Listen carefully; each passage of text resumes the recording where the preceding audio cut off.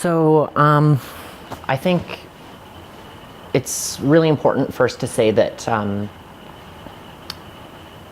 in recognizing that mental health issues may be implicated in radicalization, it's very important to be cautious not to stigmatize people with mental illness as being prone to violence, because this is a widely held stigma that we have in our society that doesn't hold true. The research, it doesn't bear out.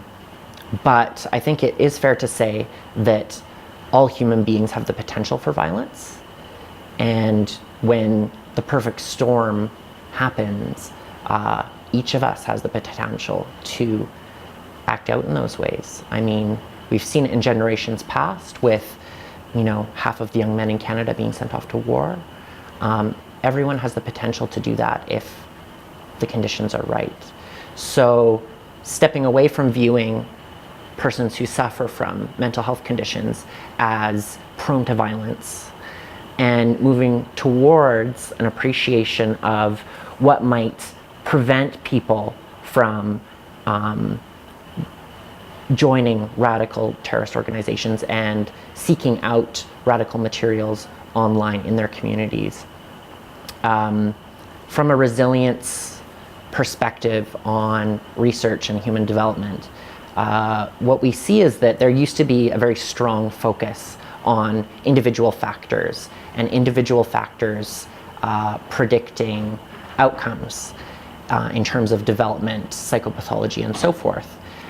But the newer wave of resilience research is really demonstrating that the social context plays a far more powerful role in predicting various outcomes over the course of development.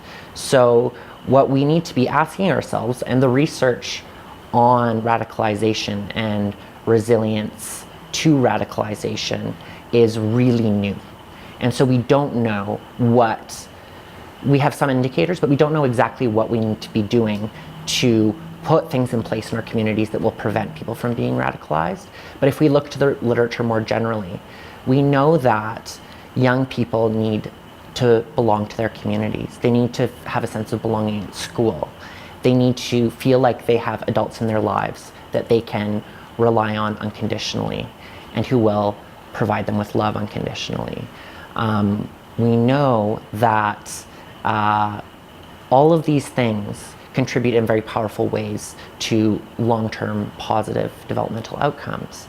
And what this points us towards is the potential to do things to change our education system, to change our social service system, to put people and programs in place in the community to provide support to young people when they are in need, when they are feeling vulnerable, so that organizations such as ISIS aren't the first voice that these young people are hearing when they are at their most vulnerable, because let's not make any mistake, that's exactly what these organizations are targeting.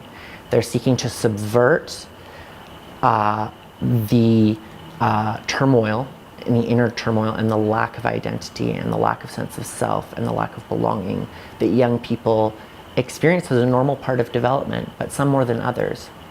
And they're seeking to, guide these young people towards a radical path that is exploitative. It does not have their best interests at heart. And as we know, often these young people are the first to die when they go overseas to fight for organizations like ISIS.